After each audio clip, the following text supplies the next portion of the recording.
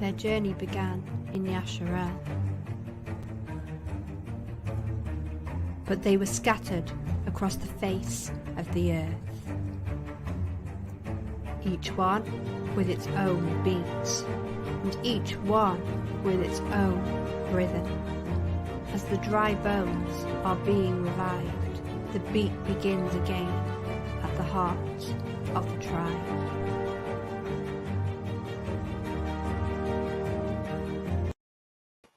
Hello. Welcome to my weekly Heart of the Tribe show. My name is Chelle Wagner. It is September 15th of 2022, and I am so glad that you've come to join me today. I want to go ahead and bring on my guest. Nurse Lee is returning today. Today we're going to be talking about Ephraim and Mannassah, and we're going to continue our discussion with the reproductive system and how that lines up with the tribes of Joseph, from which come Ephraim and Mannassah. So welcome, Nurse Lee. Good to see you. Good afternoon, Chelle. I'm so glad to be here. I'm so glad. I always look forward to Thursday because I know we're going to have some wonderful things to bring forth, and we don't ever talk about our stuff until we get on here. So it's exciting for me too to hear what you're bringing, and I know you want to hear what I have. So I'm excited. That is exactly right. It's so funny because Yah just coordinates. He just does his thing in each of our own ruachs. And then it's exciting because we're doing so much, Lee, that we don't have time to, sit down and coordinate every little piece of everything like it's a show, right? This is a presentation It is. of what Yah put on your ruach and what he put on my ruach concerning these matters. And it's always interesting. I love listening to it. I'm always like, okay, good. I shared what I was going to share, and what did he tell Nurse Lee? It's like unpacking a present, and finding out what all the parts are in there, It is. I want to go ahead and welcome our guest. Hi, Tammy. Good to see you. We're so glad you're here today. Hello, Rin. Good to see you. We're so happy you're here today. All right. And for anybody who watches later or who's watching and not commenting, thank you for being here with us. We're so glad to have you today. We are. Yeah. So we really took a good look at Joseph last week and who Joseph was, and really had some good discussion about that. And we looked at the reproductive system of the woman last week, right? So this week, I wanted to take a look at Ephraim and Mannassah, the children of Joseph that he had in Mitzrayim. So I'm going to go ahead and share my document to the screen. I didn't do anything fancy today, but it's readable, right? All righty. So for my Heart of the Tribe series, as I sought Yah about what he was telling me, how do we recognize the cries that are coming out? To me, this whole thing is about the cries coming out of the tribes that are scattered into the nations. How do we hear what their cry is according to Psalms, is how he showed me it was there. And that we could see the personality of the tribe within their cry, what was on their heart, right? Okay, so Psalms 127, 3 through 5 is what I got. And it says, children are a heritage from yahuah, and the fruit of the womb is his reward. As arrows are in the hand of a mighty man, so are children of your youth. Happy is the man that has his quiver full of them. They shall not be ashamed, but they shall speak with the enemies in the gate. Wow. Our children really have, it's like they learn from us. So our progeny that goes forth, they are equipped to end up dealing with enemies at the gate, at the entranceway, at the doorway. Somebody that you meet at the door. Kat and I were having a discussion about that. There's come times that we have to meet someone at the door rather than inviting them in, right? Yeah, I thought that was really neat. So the key to understanding the heart of Ephraim is fruitfulness. And welcome, James. Good to have you with us too. Shalom. The key to understanding the heart of Ephraim is fruitfulness. Ephraim is the second son of Joseph, born in the courts of Pharaoh in Mitzrayim. So he was brought up, as almost like in the Egyptian royal family, right? Right. The monarch family of the day, right? Because they were the world power. Okay. So that's how these boys were raised. So he was born in the courts of Pharaoh in Mitzrayim. He was chosen to receive the blessing of the firstborn by Yaakov. And we read about that last week.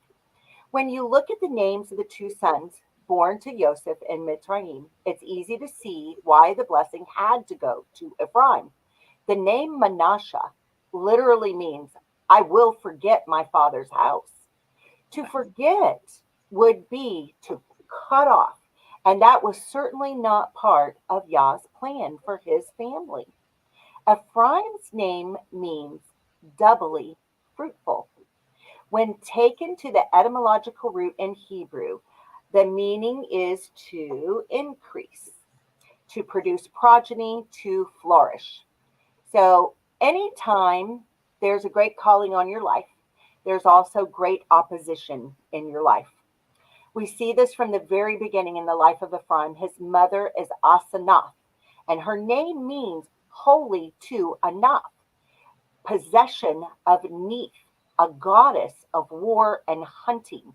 Now, when I studied out this goddess of war and hunting, I believe that this was like when you follow it all the way to the Greek, it becomes the goddess Diana. We're always dealing with these same principalities, but it's this goddess of war. And when you go back, also what we're really looking is as Ashtaroth, Yeah. same thing, just given different names and different cultures. Yeah, they recycle her, right? She's just recycled over and over. to fit over and over, right? Even now. Yes, even now. Yeah. I think now she's called Easter. Yes. That's just the truth of it, right? Okay, but she was a goddess of war and hunting. She's an early goddess of Mitzrayim, an early goddess of Egypt, who was said to be the first and the prime creator. Liked to put herself as if she was the creator. Now, who does that sound inspired like if it's not, I will ascend, I will do this, I will do that, right? I mean, that is our enemy right there, right? She was said to be creator of the universe and all it contains, and she governs how it functions, according to Wikipedia. So, at www.egyptiangods.org says she takes on a male form despite being a female. So you see this all the time when we're studying out the fallen angels, the fallen Melachim, the watchers, whatever name you want to give them. But these ones, the rebellious ones, right? They want to pervert the order. Yeah. Yeah, the first race, the ones that rebelled out of the elder race is sometimes how I like to put it, because they were created as the B'nai Ha-Elohim, the sons of the living God, right? Mm-hmm. And so they're the elder race. I believe that there's something that happened that took place with a destruction of their planet between Genesis 1:1 and 1:2, when it became an asteroid belt, But I'm not going to go down that rabbit trail at this point. Whole nother teaching for a whole nother time. All right. So Joseph's suggestions were well received by pharaohs and his officials. So that's a really neat thing.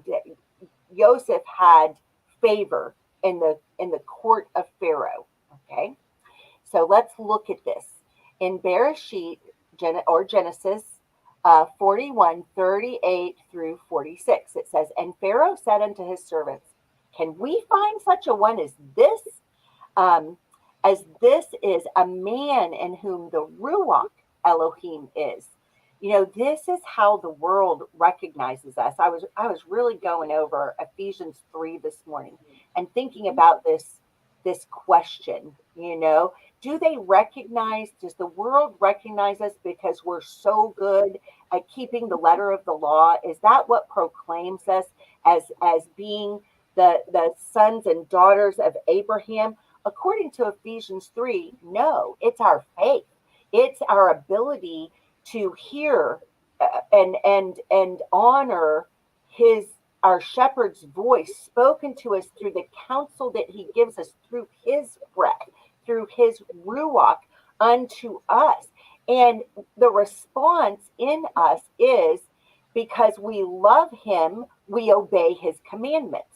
We're not looking at our wonderful obedience at keeping the letter of the law as what saves us or what makes our relationship with him powerful.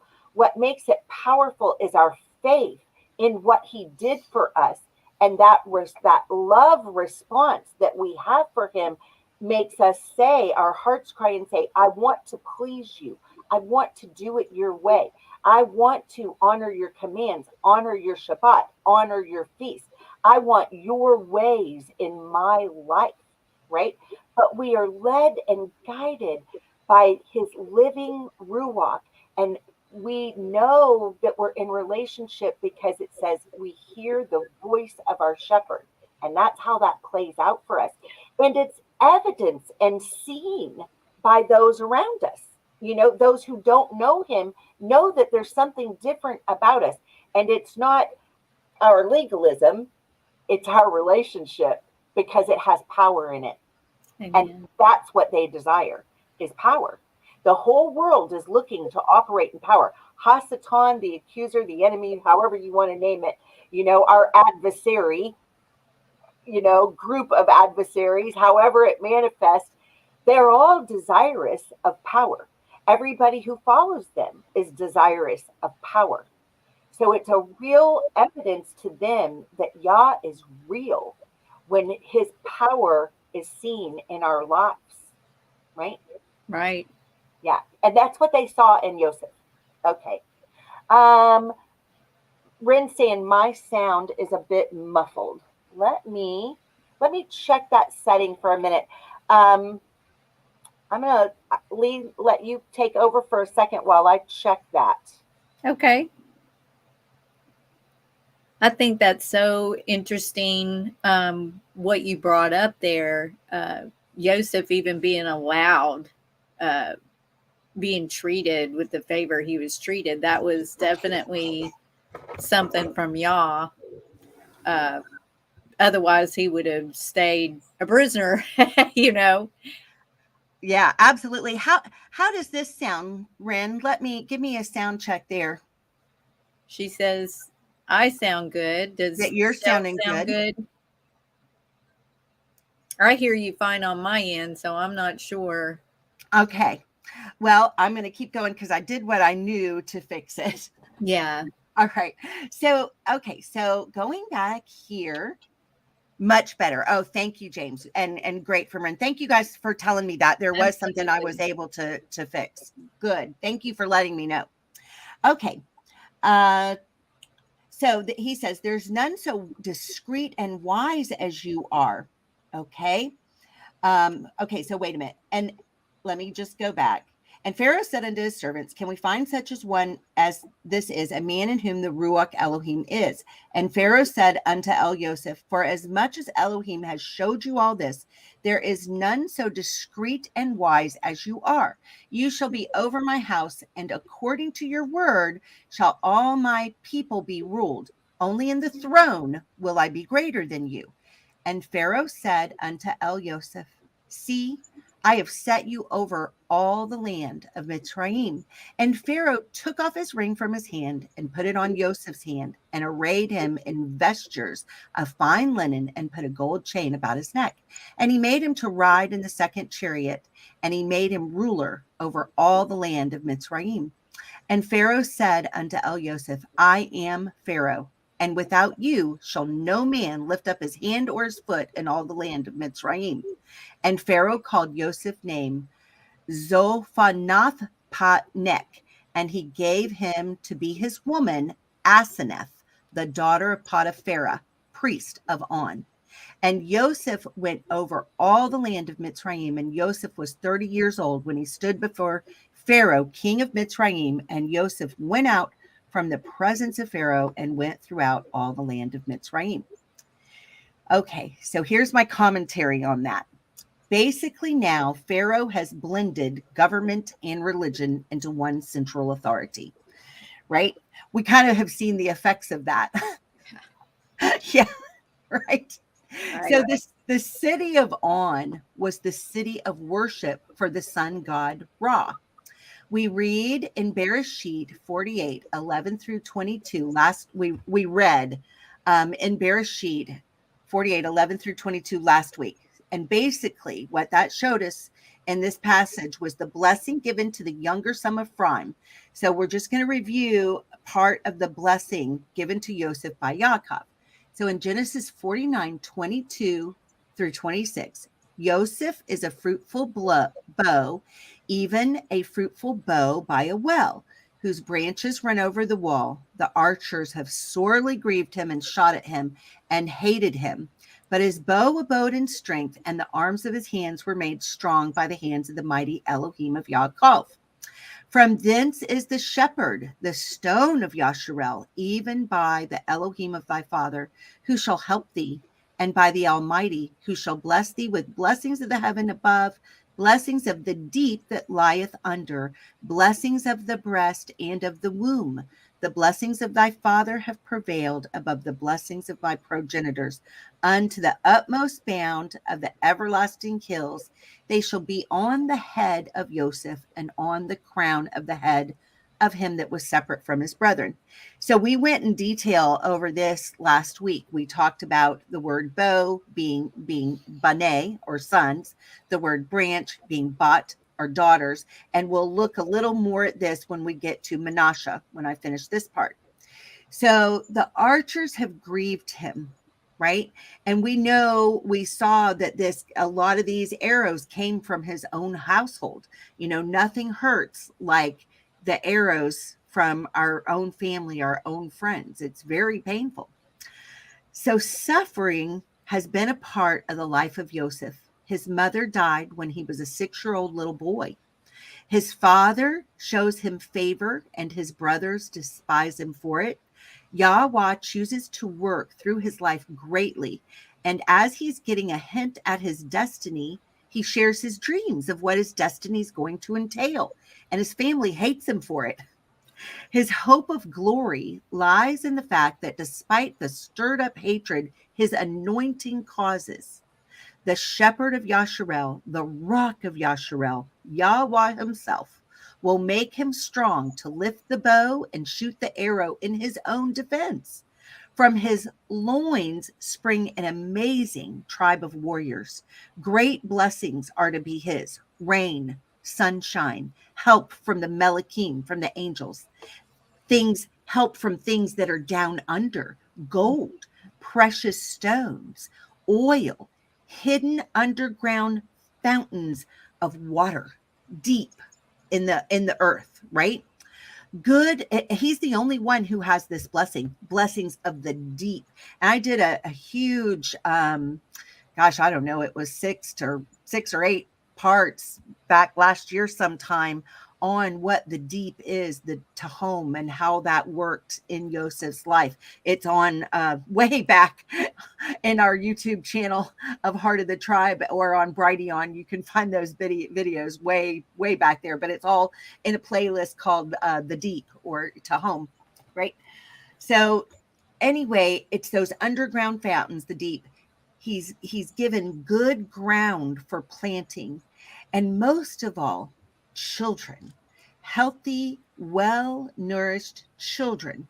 The crown on the head is indicative that there would be royalty in his lineage, which we see through the northern kingdom of Yasharel, because they became a kingdom in their own right with their own royal lineages, right?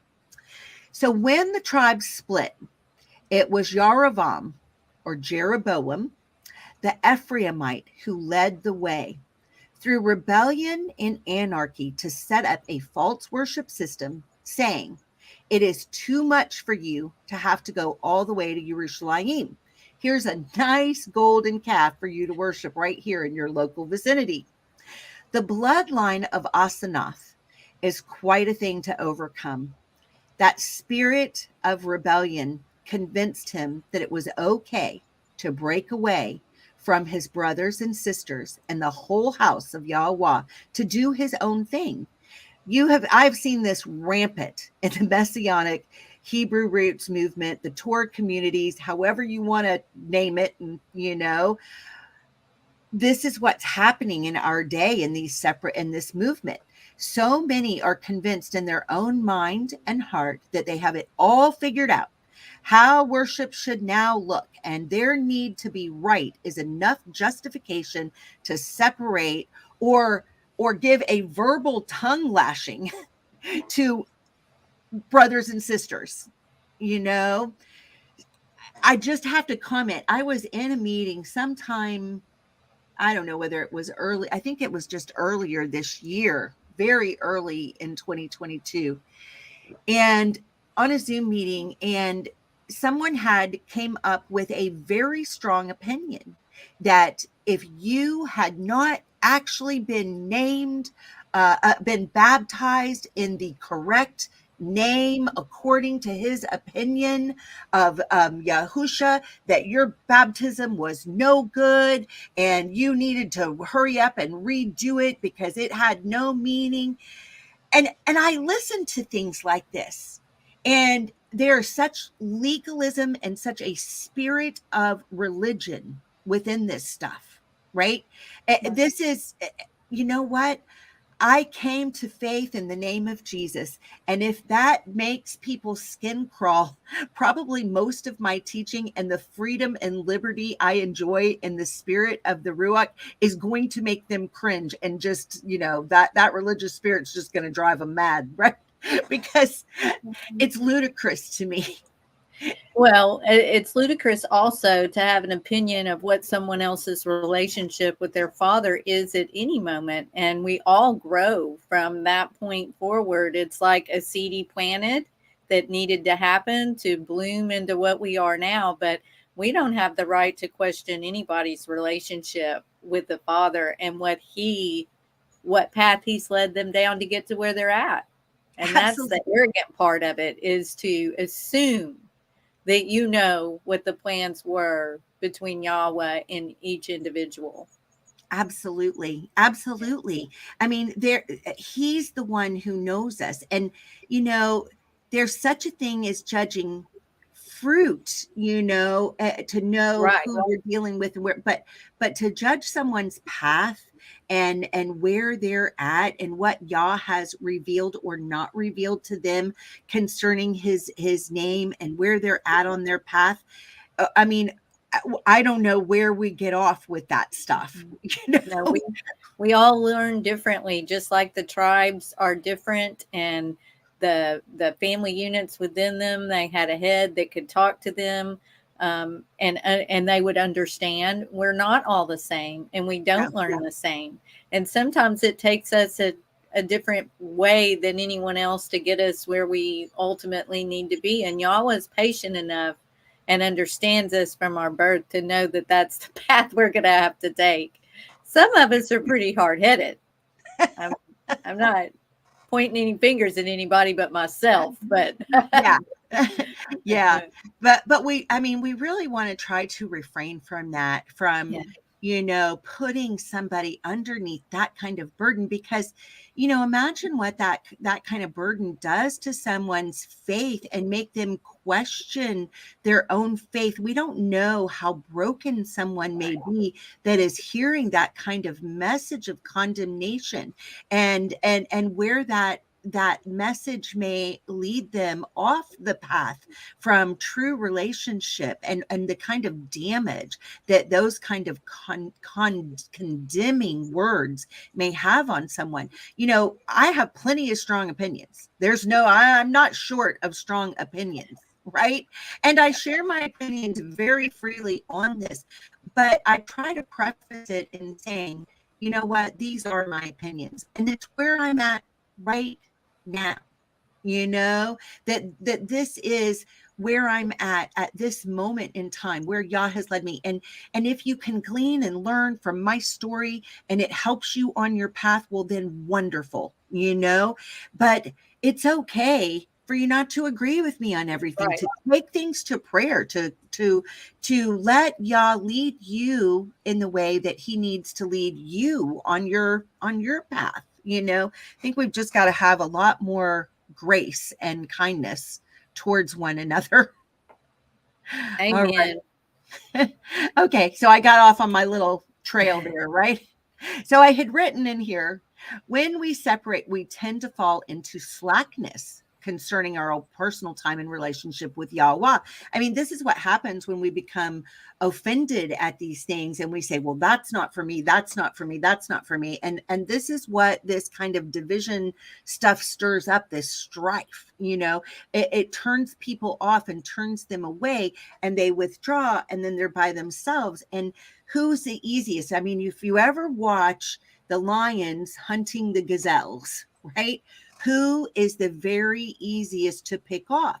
The ones that are lagging behind, the ones that got separated from the group, the ones that are alone, you know? And Divide and conquer. This is the danger in this, is when we do this and it hurts people, and causes them to become separated, you know, well, then they're left at the mercy of the enemy. They're much easier prey. And we really don't want to have a part in that. What we're trying to do is strengthen the body of yahusha and watch them be regathered together in strength and in power and as a family, you know. And so we just have to remember, I think, that people are fragile. Treat them with care. Amen. Okay, so our prayer life, when this happens, when you're separated out, your prayer life begins to degenerate. There's not as much time suddenly to read, to study the word, because we're not being fired off by our brothers and sisters. We're alone, and it's iron that sharpens iron. It's just what Lee and I were talking about before, as we got started today. I'm so excited to hear what she has to say, and she's excited to hear what I have to say, and we're building each other up through the communication, through what we're doing. And we're trying to do this publicly so that hopefully we are building others up at the very same time, right? Absolutely.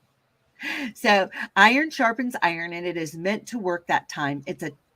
We are living in a time of the regathering of the stones. I love this in Ecclesiastes 3. It's 3 verse 5, the first part of the verse. It says there is a time to cast away stones. And when you study that out, you understand that's another representation, another word picture of people. Okay, so there was a time for them to be scattered, and then there is a time for them to be gathered back together. And I believe that we are at the cusp of that time period when yahusha is going to be regathering us.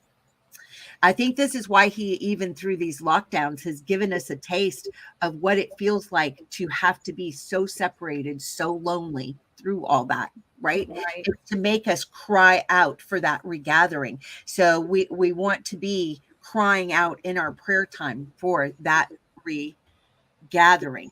James had a good, well, so did Ren here. She said she's constantly praying against division. Thank you. And the evil one rejoices when the division occurs. That is absolutely true. Yeah. And then James is saying, once people come to a truth, they think they know it all, right? We get one little part, don't we, James? And think, well, now we've got it. When really we've got like a little portion of a fingernail worth, right? Like a grain of salt, maybe. You know, you've got 1 grain of that salt he's talking about. Yeah, absolutely.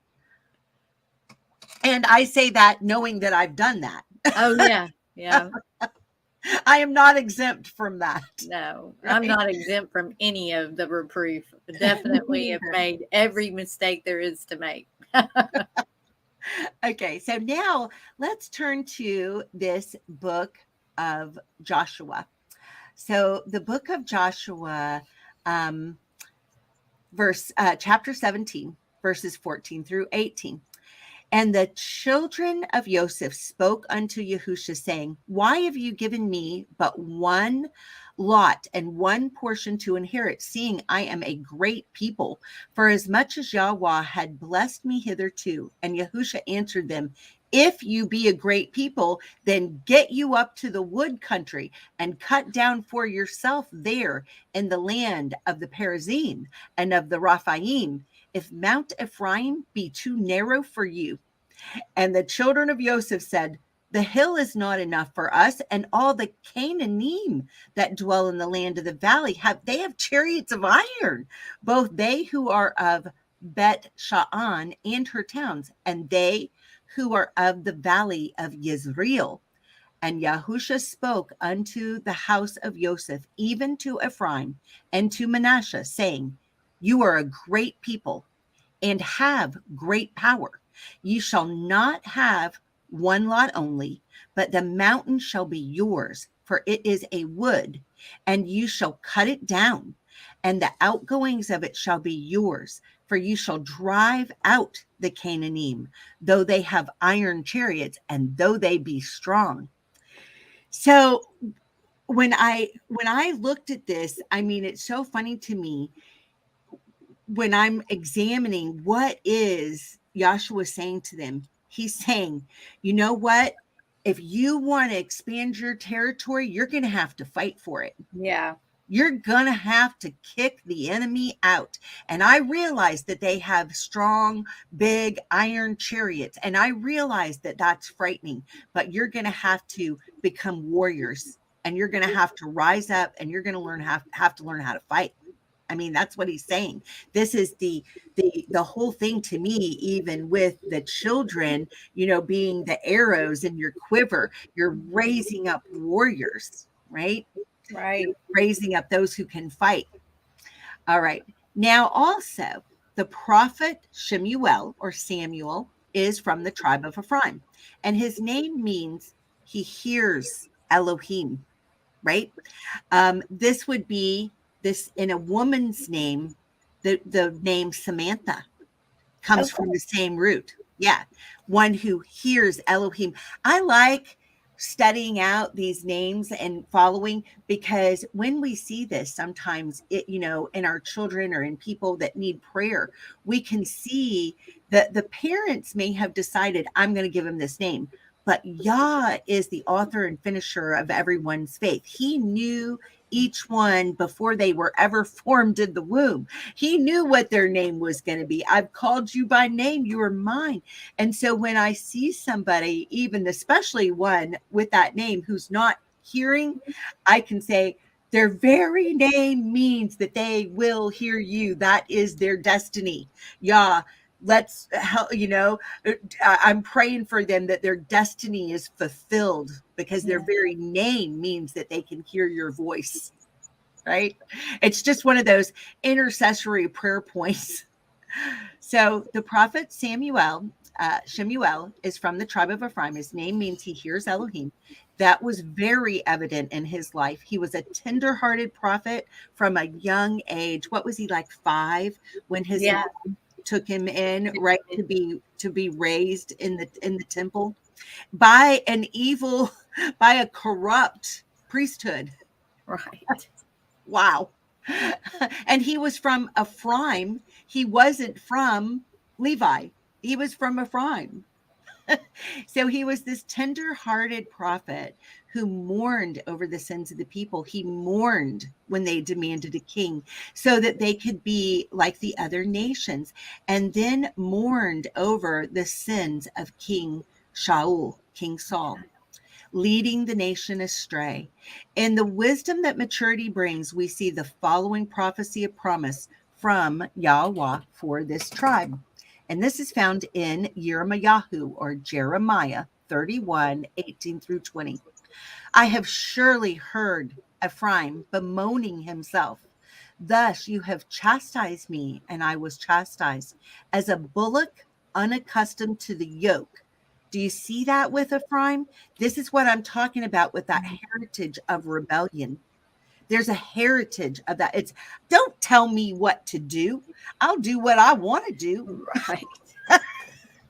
You can see it. It's in the tribe. And what's so funny, when you look at the physical migrations of the tribes, there is plenty of evidence that a ton of Ephraim and Manasseh landed in the United Kingdom and the United States of America. So, I mean, we have a predominance of this tribe of Manasseh and tribe of Ephraim in these two, places, right? Right. Physically. So it's very funny to me. I have surely heard Ephraim bemoaning himself. Thus you've chastised me, and I was chastised, as a bullock unaccustomed to the yoke. Turn me. This is the prayer of repentance, right? I realize, Yah, that I have been so rebellious in nature. Turn me, O Yahuah, and I shall be turned.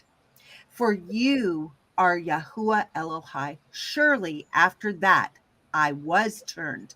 I repented. Very interesting in this season of Tashlik that we're discussing this, right? Right. The season of not Tashlik. I'm sorry. Tashlik is the service, the traditional service in Judaism. But the season is Teshuvah, repentance, right? So, surely after that I was turned, I repented, and after that I was instructed. When we repent, then we can hear what he's telling us to do. I smote upon my thigh, and I was ashamed, yea, even confounded, because I did bear the reproach of my youth. He's saying, I think about this often, that there are certain things that we do that no matter how much we are sorrowful over the choices that we made, we're not free from the repercussions. It's Right. just how things work, right? Doesn't mean that y'all can't work miracles and relieve us of things, but there are consequences to our choices, and I live that out every day. Right? Me too. Yeah. So I was smote upon my thigh, I was ashamed, yea, even confounded, because I did bear the reproach of my youth. Is Ephraim my dear son? So now yahusha is, speaking, right? The Ruach speaking, right? Is Ephraim my dear son? Is he a pleasant child? For since I spoke against him, I do earnestly remember him still. Therefore my heart is troubled for him. I will surely have mercy upon him, says Yahuah. Okay. All right. So let's go into Mannassah. Okay. So thank you, Ren. I really do. I'm just putting this up here. Ren says, Amen, Chelle. Thank you, Ren. I really appreciate everybody, commenting and being here with us. It makes it a lot more fun and interesting to have our audience here. And I appreciate you guys. So Heart of Mannassah. So this is what Yah showed me for the Psalm here. 137 verses 5 and 6. If I forget you, O Yerushalayim, right? If I forget where I come from, let my right hand forget her cunning. If I do not remember you, let my tongue cleave to the roof of my mouth. If I prefer not Yerushalayim above chief joy. I find this so interesting, right? Because he was named, I will forget my father's house, right? And yet Yerushalayim, when I look at this, I mean, I am looking at that new Yerushalayim coming down. I'm looking at the body of Mashiach as that new city of Jerusalem, adorned as a bride coming down. I am not looking at the physical nation of Israel as I am looking at this, right? That what we call today the land of Israel, the nation, the politics, right? I'm looking at Yah's kingdom, his purposes, his eternal plan for his household and his people. This is how I'm picturing this. I try really hard not to get caught up in the politics of the day, because Yah's kingdom is an everlasting kingdom, and so I'm looking at what his everlasting plan from the beginning to all things, him as the Aleph and the Tav, the first and the last, right? This is what I'm trying to wrap my brain around, rather than just the politics or current leadership of a place that changes almost daily, right? In some area of the world, it's changing all the time, because wars are raging continuously, and people rise to power and fall from power, and nations form and then they are broken apart. They are, put in, and another one, they are occupied, they become consumed, and then they become part of somebody else's. It changes. The landscape politically changes constantly and always has, right? Right. Okay. So when I looked at the key of understanding the heart of Manasseh, the key to understanding the heart of Manasseh is forgetting the suffering. This world is full of deeply scarred people that have suffered through horrors best forgotten. Just in the land of America alone, we've witnessed the horrors of what has been done to the Native Americans, the slavery of the African Americans, child abuse, sex trafficking, pedophilia, satanic ritual abuse, assault, battery, rape, murder, theft, greed, corruption, loss of loved ones to natural disasters, car accidents, or illness. The list could go on and on and on. Many suffer from the emotional wounds of rejection as unwanted children, or the constant disapproval of a spouse. All of these atrocities deeply wound the spirits of the victims. Joseph suffered so much in his life, and at the naming of his firstborn son, we see him rise, and with a willingness to forgive and forget. When we develop the ability to live with the mystery of why our good Father allows hard, difficult, and hurtful situations in our lives, we overcome. We overcome the adversary's constant attempts to keep us stuck in bitter disappointment for how things might have been. The symbol on the banner of Manasseh is the royal palm tree. Palm trees have the ability to go through horrendous windstorms and bend rather than break.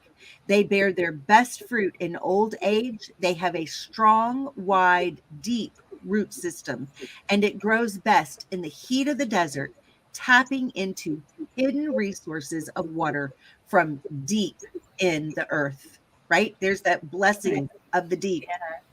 This story in Numbers shows how the daughters of Manasseh's boldness to proclaim their land rights changed history. In Numbers 27, 1 through 11, one day a petition was presented by the daughters of Zelophehad, Malah, Noah, Haglah, Milcah, Tirzah, right? Their father, Zelophehad, was a descendant of Hefer, son of Gilead, son of Machir, son of Manasseh, son of Joseph. These women stood before Moshe, Eleazar the priest, the tribal leaders, and the entire community at the entrance of the tabernacle, and said, "Our father died in the wilderness," they said. "He was not among Korah's followers who rebelled against yahuah. He died because of his own sin, but he had no sons. Why should the name of our father disappear from his clan just because he had no sons? Give us property along with the rest of our relatives." So Moshe brought their case before yahuah, and yahuah replied to Moshe, "The claim of the daughters of Zelophehad is legitimate. you must give them a grant of land along with their father's relatives, assign them the property that would have been given to their father, and give the following instructions to the people of Yasharel. If a man dies and has no son, then give his inheritance to his daughters. And if he has no daughter either, transfer his inheritance to his brothers. And if he has no brothers, give his inheritance to his father's brothers. But if his father has no brothers, give his inheritance to the nearest relative in his clan. This is a legal requirement for the people of Yasharel, just as Yahuah commanded Moshe.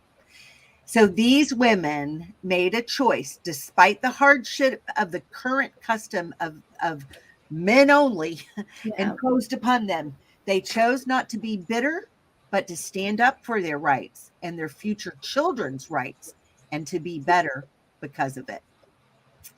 All righty. Well, that was kind of the history portion that I wanted to share today. And I'm going to turn it over to Nurse Lee for comments and her presentation. Well, as usual, it is. I always get a second witness when you're talking as to the direction that Yah saw for both of us. And even though we don't talk about things, it's very clear what he wants brought forth, because he tells us both a lot of the same things that he wants reinforced. And I find that absolutely amazing. Wow. And I love this. I found this picture of Ephraim and Mannassah, and you see him crossing his hands over to the two boys, and almost Joseph is about to grab his hands, right? We know he did that. He was like, whoa, whoa, whoa, you're making a mistake. This is not the way it is. But here we see Yahweh's plan is perfect, and he knows what he's doing, even if we don't. And it isn't always what our will is in the situation, is it? It isn't always what we want. It is his will, and it's his perfect way. And it sometimes takes us until many, many, many years before we look back and go, oh, I see what you did there. There was a whole reason all that happened. And it's for his will, not ours. Let's see. There we go. So again, you covered most of this, but I think it's awesome that we are given a second witness. So the two of us together, like I said, I think it's just Yah's way of giving a nod that, yep, that's exactly what I wanted brought on the tribes and for people to understand. So Yaakov chooses his beloved son Joseph to receive the birthright. And I did a lot of reading on this. And Joseph was entitled to that double portion of the inheritance from his father, Yaakov. And he delivers that double portion in a roundabout way by essentially adopting Mannassah and Ephraim. And then pulling the switcheroo on him right there, where he crossed his hands and picked the youngest, was assigned to preside or lead the family of Israel, right? Mm-hmm. And Ephraim and Mannassah were given one part of the double portion inheritance and became two of the tribes, which I find just amazing, because Yah was seen in the future and knew Joseph wasn't going to be there in that Exodus, was he? But Mannassah and Ephraim would. And the two tribes descending from Joseph, Ephraim and Mannassah, they had those banners. Mm-hmm. And Ephraim, like you said, was a bullock. And I also got the wild palm, but then it also pulled up the picture of the wild ox. So I'm not sure why there were double, and I meant to add that other one in there. But it was like there was so many. When you search out banners, sometimes it's confusing to sift through which one is the actual. I think why that is because you had the four sides around, that there was the big bullock one, for what I saw when I looked at it is because Ephraim was the lead tribe on that side and Mannassah was there. So we did have the one of the ox, right? Right. That is absolutely there, the bullock or the wild ox, whichever way we say it. But then Ephraim and Mannasseh each had their own separate banners that represented just their tribe, not the side, Like the that was done. side. And so what I saw when I looked at Ephraim and Mannasseh, I saw the grapes on Ephraim. That's what I saw. Yes. And the palm tree on Mannasseh. And how awesome is that? Because I'll get into my other slides, but wasn't Ephraim the double blessed or double fruitfulness? So that would make sense with that. Yeah. And looking through, I did find something that said in the last days that we feel like we're in, that Ephraim's descendants have the privilege and responsibility to bear the message of the restoration of the gospel to the world and to gather scattered Israel. So it's very interesting that you said that they were in the UK and the US, that was those descendants, because that's exactly what's happening right now. So again, there's that second witness. And just like you went into, something drew me to the names. Yeah, and in Mannasseh, we saw that causing to forget. And we're going to see how that relates in the reproductive systems as I bring them together. And I just love seeing all of it. It's the tribe descended from Manasseh. And then you see as it goes on through history, it's quite interesting. Yeah. And as the firstborn of Joseph, Mannasseh received a double portion of inheritance, despite Ephraim greater blessing of influence and prosperity. I found that interesting in research. And so that's why we see Mannasseh receive that double portion of land upon Israel's conquest. Mm-hmm. And it's on the east and the west of the Jordan. Quite interesting there that Ephraim had the greater blessing of the influence and prosperity, but you see Mannasseh is being split. They had that double portion of the land. Yeah. And then I really enjoyed digging into Moses's blessing. And I think you read this. Didn't you read this? Maybe last week, I think I might have. Yeah. So we'll just recap because there's a lot in here as well. And of Joseph, he said, blessed of Yahweh be his land, with the choice things of heaven, with the dew, and from the deep lying beneath, and with the choice yield of the sun, and with the choice produce of the months, and with the best things of the ancient mountains, and with the choice things of the everlasting hills, and with the choice things of the earth, and the fullness and the favor of him who dwelt in the bush. Let it come to the head of Joseph, and to the crown of his head of the one distinguished among his brothers. As the firstborn of his ox, majesty is his, and his horns are the horns of the wild ox. With them he shall push the peoples all at once to the ends of the earth, and those are the 10,000s of Ephraim, and those are the thousands of Manasseh. I just had a visual with the horns pushing everyone out, right? Shoving them. Well, hello, Laura Lee. Shalom. Welcome. Glad you're here. So then I looked at Ephraim also, like you said, the doubly fruitful. And then I saw that exhausted ashes. Wonder what that's about. And it also can mean not only to be fruitful, but be depleted. Very interesting there.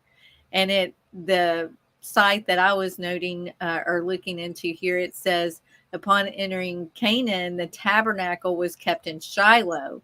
Thus, Ephraim was the home to the first tabernacle in Canaan. Bethel and Gilgal were also important cities within the history of ancient Israel. They were military and religious centers of worship and assembly. The most important city within Ephraim was Shechem, which we know a lot about. Shechem played an integral and central role in the shaping of the history of Israel. So very, very interesting there. Yeah.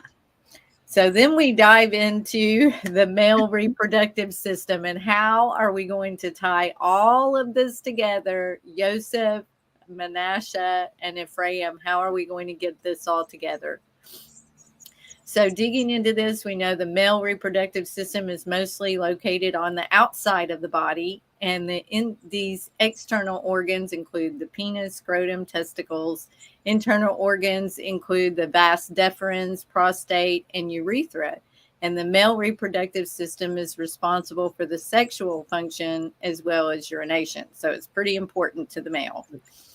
And it is, as well as the female reproductive system, very dependent on hormones, and we'll see a lot of the same ones, which is also very interesting. So again, these are all produced in the pituitary gland, and they include that FSH, the follicle stimulating hormone, and the LH, the luteinizing hormone, and testosterone. So they're all produced in the pituitary gland, and that is located at the base of the brain and is responsible for so many functions in our body. Yahuah was so smart. Of course, his grand design for both of us, we were made from the rib, right? So a lot of our functions are going to be a lot of the same, even though we may have most of ours, like our ovaries are on the inside, they're in relation the same as the testicles that are on the outside. So we are just a different version so that we have the ability to bear life as females. But it's just amazing how we're duplicated. We're taken from the man. It's just there's slight differences there, of course, very obviously and internally. And the one thing that they have more of, that testosterone, is important for their development of male characteristics, like their muscle mass and their strength, their fat distribution, bone mass, and sex drive, so that we can have children. Yeah. But I find that interesting because they need that muscle mass and strength so that they can be the warriors for their family. Everything has a design and a purpose, and in that, we know that has a lot to do with them being able to physically do the hard work, go to battle, support their wife and their family. Yeah. And back then, that would have been a lot different than what it is now. It would have been a very hard job around their farm, their life. It's a lot of manual work. Right. So you will find pretty interesting. The average male can produce 525 billion sperm cells over a lifetime and shed at least 1 billion of them per month. And a healthy man can release between 40 million and 1.2 billion sperm cells in one sexual encounter. And we definitely see the correlation to Ephraim, and the heart of Ephraim, as Chelle notes, is fruitfulness, as also reflected in the meaning of that name. When you look at those numbers against the world population right now, and it's projected to reach 8 billion on November the 15th of this year, 2022. Wow. So that's 8 billion people, yet in one man, they are born with 525 billion sperm cells. So wow. Think of that like when you read scripture where where Yah's speaking to Abraham and about his seed, look at this. I mean, one man could way beyond exceed the projected population if there was a woman that could handle having that many children. But look, it just blew me away at the see that fruitfulness, and I'm glad that we split this up the way we did, because Yah again just said this is how these line up. Yeah. And you see that now within the male reproductive system, and we're going to see through conception and birth how it lines up even more all together. It's quite amazing. Yeah.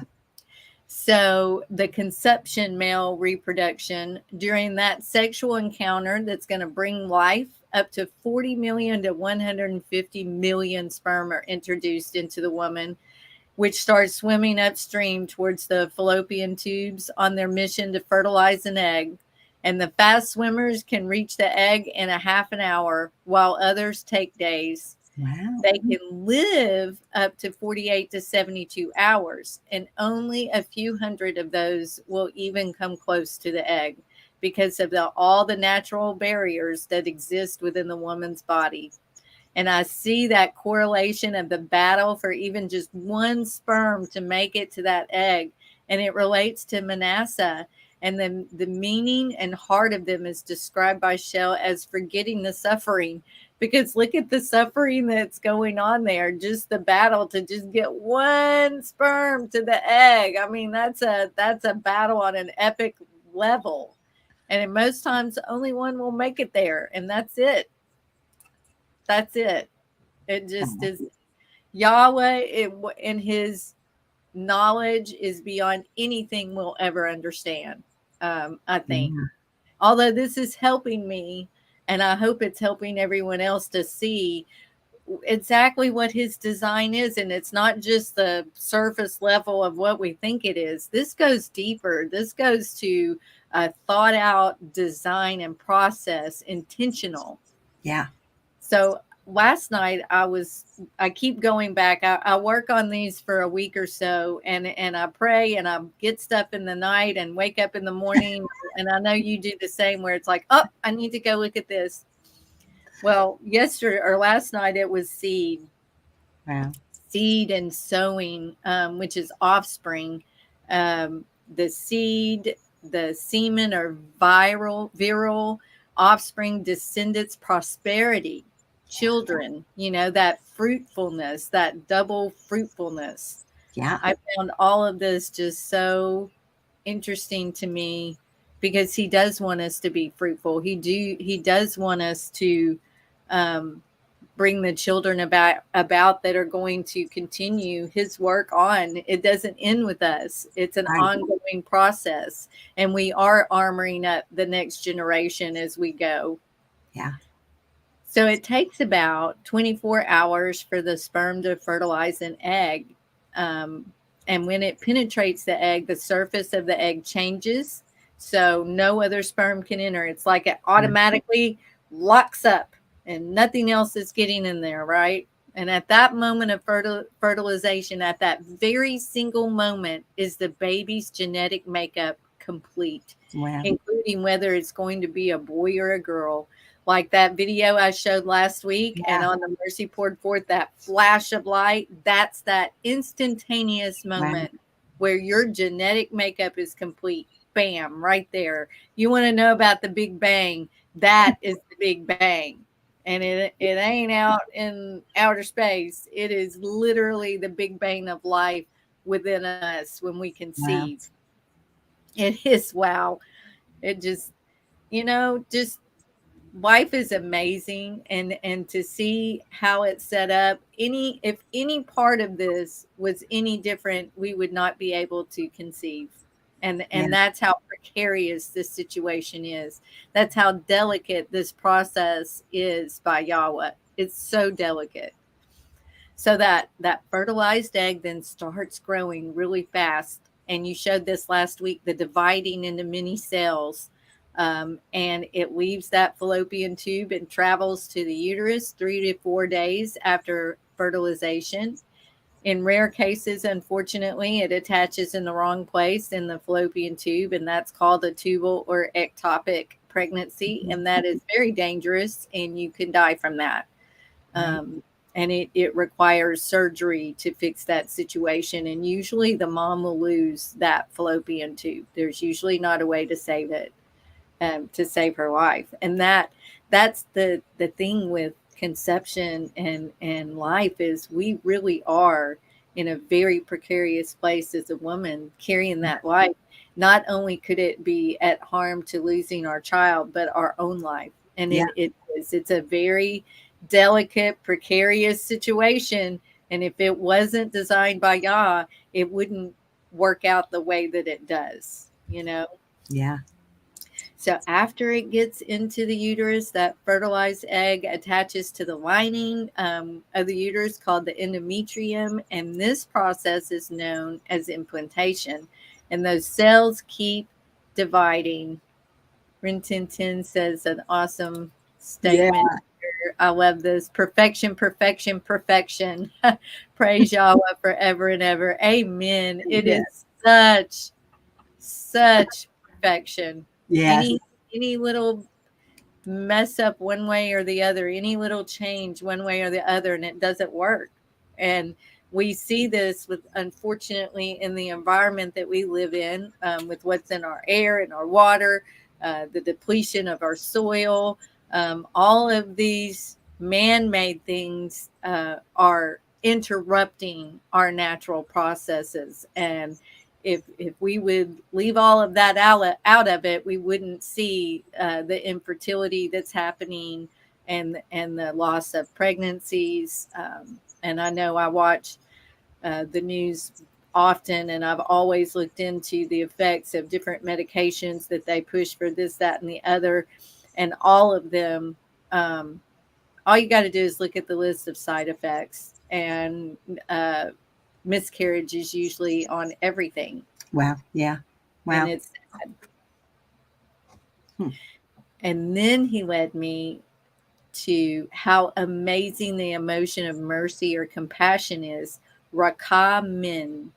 And I found in Strong's H7355 is derived from the name of the most motherly organ in our body, the womb. Wow. Rakim, H7358. This is where the strongest connection of compassion and love are bonded between mother and baby. Rakim, give or have mercy, is the imperative form, commanding or requesting something from others. And I think Yahweh knew in his infinite wisdom and understanding that he was making a creature, he was making a woman, he was making a creation, that he would give her that womb that would also give her those emotions of mercy and compassion, because we know how hard it is to raise little ones up. Mm-hmm. They're wonderful and beautiful, but it is the hardest job you will ever undertake in your life. And if Absolutely. you are devoid of that ability to have compassion and mercy, then you are going to be struggling just as much. Yeah. I definitely had to have my few times time out to regain your compassion and mercy when somebody's, used markers on your wall or poured your entire bottle of perfume in your purse as you're walking out the door. I can list a list, but he knew that we would be able to dig deep into that compassion and mercy that we have. It makes me laugh because what comes to my mind is the day that, my daughter had decided it was she was, I don't know, 5, 6, but she had decided that the potted plant was a great place to put my keys. Okay. I had to find them for like a month. Right. I just had to get new keys made. Yeah, I had to do that. Mine went in the toilet. My middle daughter put everything in the toilet. So I spent a lot of time praying for compassion and mercy. Oh my goodness. And then I think you said, didn't you read this? Jeremiah 31:20. Isn't that a second right now? That's so funny because, what I was going to say is I've sent Lee my booklet that I wrote back in 2004. But then, that was a long time ago. So for each presentation, I refresh and see what is that, because I don't want to serve people old bread, right? Right. We want new manna. And so, this was the new thing that y'all gave me, and he gave it to you too. Isn't that funny? Well, here's your second witness. Yeah. Because he wanted to explain that an example of that Rakim is that Jeremiah 31:20. Is Ephraim my dear son? Is he pleasant? Is he a pleasant child? For since I spoke against him, I do earnestly remember him still. Therefore, my heart is troubled for him. I will surely have mercy upon him, says Yahweh. Mm-hmm. So that mercy, is taken from the same word as the womb. How amazing is that? And isn't it amazing to see Yahweh using that word, addressing Ephraim, that is the word that the womb is derived from. When we're drawing this correlation between the reproductive system and Ephraim, which means doubly fruitful. And again, That's it's amazing. like, how many witnesses do you need? Sometimes I just sit back and I look up and I'm like, okay, you're just showing out now. And he's like, you don't even know the half of it. Keep reading. That's right. So the womb, here we go with another witness. Yeah. You didn't have this in there either in your older stuff. You Nope. pulled that out new, and here you go again for your other witness. And the womb lies within the woman. And remember the daughters of Zelophehad. I think that's how you said it. Mala, Noah, Hoglah, Milcah, and Tirzah, who petitioned to Moshe concerning they had no men left in their lineage for to obtain the inheritance and keep their father's name within the clan.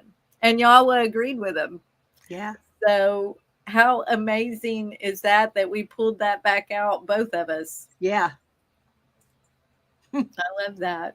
That's amazing. And looky here. This is 5 weeks. Wow. Isn't that amazing? That's amazing. You can see the eyes. You can see the brain already developing. And if you look really close, there's tiny little convolutions that'll start that won't be complete until around the 24th week. But you can already see those little convolutions in the brain, which makes it possible for us to think. Without those, we wouldn't be able to hold a thought, you know. And this right here is the spinal cord that's going to pull all the way down. You can already see the sacrum starting here. That's the heart. Isn't that amazing? And it'll pull up, and the other little organs will start their development. And this is the lifeline to mama. This is where all the nutrients are being supplied. And look at these little toes and these little fingers. I just love looking. This was my favorite discussion when I was in nursing school. It was just so amazing to me. And there's that, remember we brought up, and you brought up about the waters of chaos. Look at that. It's like its own little waterbed there that's protecting from any kind of shock or trauma that the mom may go through. And this little bit right here is the last of the yolk sac that was actually attached closer in early in that development of those cells splitting and multiplying. So this grand design by the Father is just absolutely mind-blowing to me. You know what I think is mind-blowing about this too is, 5 weeks is about, a normal time To find out. to just figure out that she actually is pregnant, and look at where this baby is at already. Right. In development. Right. Just amazing. Amazing. So after the egg attaches to the uterus, some cells become that placenta, it will turn into that in that bag of waters, which is where nutrients and everything are coming through, while others become that embryo, and the heart begins beating during week 5. Week 5. That's amazing to me. And the brain, the spinal cord, the heart, and all the other organs are beginning to form. We saw them in there. And the 8th week, the developing baby will now be called a fetus and is well over half an inch long and growing. Full-term delivery generally happens around 40 weeks. And I know we look at these numbers 4 that we see a lot and 3 that we see a lot. And it's no mistake, I don't think. I really think that the stages, even of labor, are a reflection of even like the stages of our life as we go through life from the minute we're born until we're finally heading home, into our sleep and ready to, make it to New Jerusalem when we're all gathered back together. So stage 1 is that dilation stage. And it begins from the time contractions start until the time the cervix is fully dilated to 10 centimeters, which is about that. Wow. And it's the longest of the 4 stages and divided into 3 phases. Now look at that. So we've gone from the 4 stages of labor to the 3 phases, which are like the early phase, the active phase, and the transitional phase. Everything is so reflective, even within the kingdom, and numbers, and the design of Yahuah is very obvious if you just look through everything. It's amazing. So that second stage is when the cervix is dilated and we're ready to push and deliver the baby. And sometimes for some of us, this lasts way longer than anyone would like it to last. And then that third stage begins after the baby is born and ends with the delivering of the placenta. And that usually occurs between 5 and 30 minutes after childbirth. And all of this process, like I said, is so precarious. If it hadn't have been designed by Yahuah, any little problem in that, and it could lead to death and demise for both the mother and the baby. So just the fact that we can live through this and produce a living life from this is a miracle in itself. I'm serious. Wow. So the recovery begins during the first 2 to 3 hours after delivery when the mom starts breastfeeding. And I see that double fruits also as not only the carrying the life, but being able to feed the life. We're given that ability to nourish this child through their precarious season when they're born without an immune system at all. So that mom is not just compassionate and mercy giving, she's life giving, because she's giving that immunity to this helpless little individual that literally can't even tell you what they need. They can't even communicate what they need, Yeah. So I see that double fruitfulness in that, because just the act of breastfeeding causes the woman's body to go back in the place it's supposed to go back. It aids the mom in recovery, and it's amazing. Not only is it helping the baby, it's helping the mom. Wow. And Mannassah means the forgetting the suffering. And I know every mom out there that has given birth, she knows. We could see that expressed here exquisitely, because that hurt, right? Right. Everybody can tell you the pain of labor and delivery is so intense and hurts in a way we can't even explain. Yep. Although Carol Burnett said to take your bottom lip and pull it over your head. And I'm pretty sure that's an accurate description. I've never tried that on anyone, but I agree that is pretty close to what my 3 natural childbirths felt like. Yeah. It was terrible. But then, like Manasseh, that pain is forgotten the moment that you get that baby in your arms for the first time. The minute it's like you get that pain is removed completely out of your mind. All of the suffering and the struggling and how difficult it is. And I have to say, I've been through a lot of painful things in my life, a lot. And childbirth is definitely at the top of it. Yeah. Birthing babies is so painful, Arlie says. Yes, it is. And I got to say, when I worked in the NICU at Vanderbilt, we would go in, as the NICU nurses would go in when we were expecting there to be a problem, either with the mom or the baby or both. So we're in there, to take care of the baby side. And I have seen, heard, and witnessed mothers in all stages of delivery, in all stages, from full term to not full term. And I promise you, it's painful and difficult and definitely can bring out the best and the worst of you. Yeah. And it's okay. I don't ever think it's fair when someone tells a mom that's in labor, to be quiet. And you know what? you're not the one doing this, so you just let them be. Whatever they got to say or do, it's totally fine, because you have no idea what that feels like unless you're them.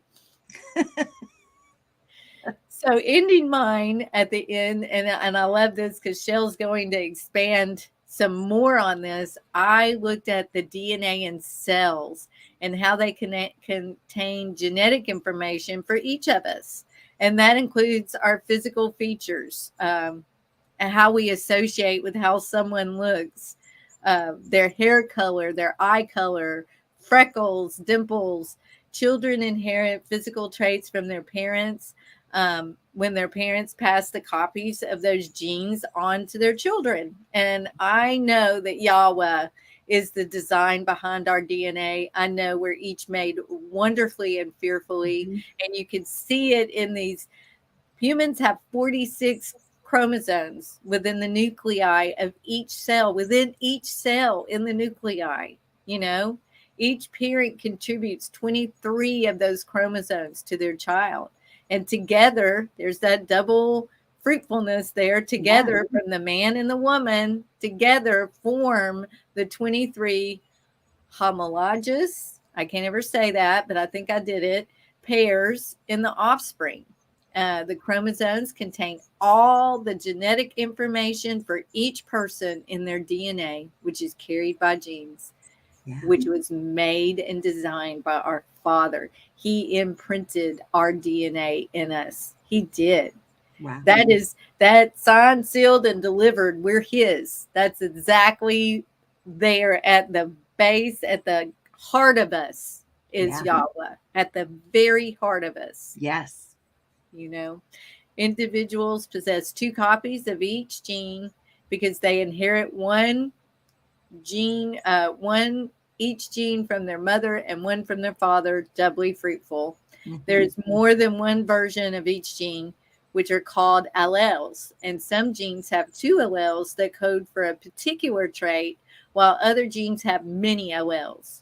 So you can inherit from your mom the mitochondrial diseases such as Alzheimer's, Lou Gehrig's disease, diabetes, cancer. That comes from your mom's side. Also, eye conditions like color blindness.